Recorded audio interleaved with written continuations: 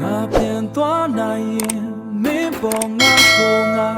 ကြားရောက်ခွင့်မပြုဘူး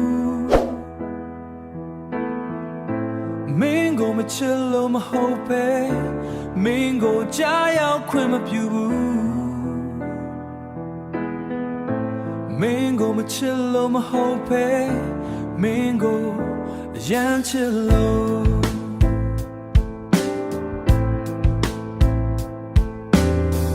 ပေါ်ငါရဲ့ချစ်ကငါရဲ့အကြီးမားဆုံးအားနေချက်ဖြစ်လာခဲ့တယ်ဒါကငါကို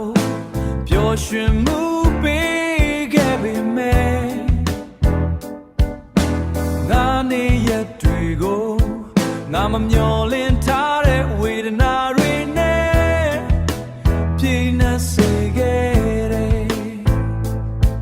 ငါတို့ရဲ့အမတ်တရားတွေကအခုထိနဲ့ဆိုင်စွာဆွဲတင်နေစေပဲ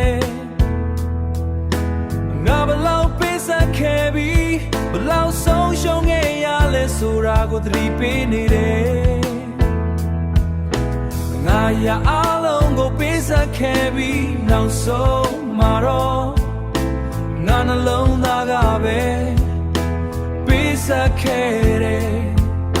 အခုတော့ငါလုံးနိုင်တာကစားမှုကိုရှာဖွေဖို့ပဲ